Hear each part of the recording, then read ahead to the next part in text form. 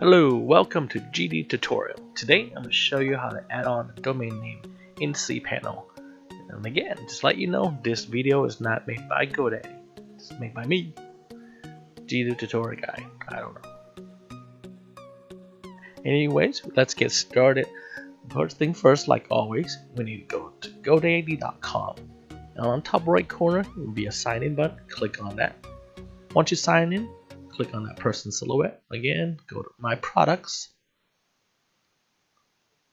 Now, just let you know, before we can add on this domain name, you gotta make sure that the domain name is not tied with other website builders or web hosting or anything like that with GoDaddy. Otherwise, the domain name might not add on correctly.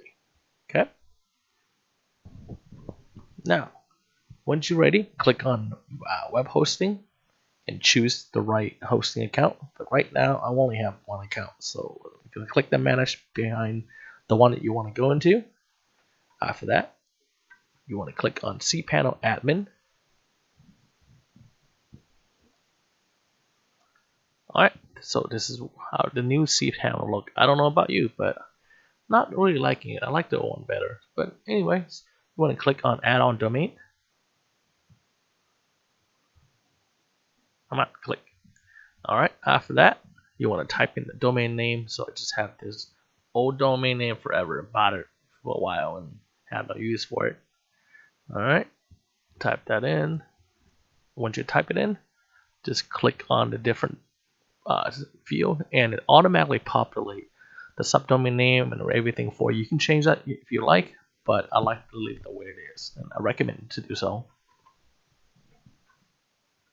Now, that is done. So we just added on the domain name into the hosting account. So now the hosting account knows that you're going to be hosting that domain name.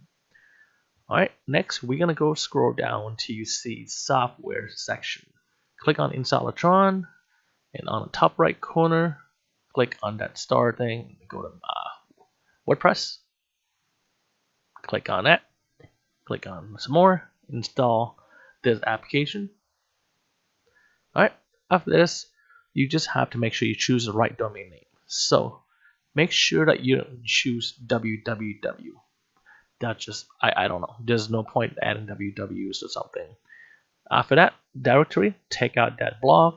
We don't need that in there. Otherwise, it will create a different directory. We don't want that. Scroll all the way down, and you can change any settings you like. If you need to change like username, password, you can change that. For me, for testing, to show you guys, I'm just gonna leave everything the way it is because I'm gonna delete it anyway.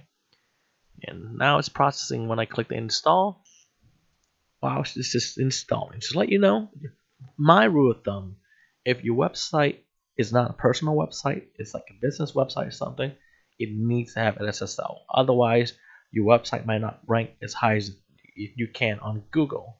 Alright, once that's done, you click on that middle link right there, see a WP admin behind it, and here's your WordPress. Alright, well, thanks for watching, and I'll see you next time.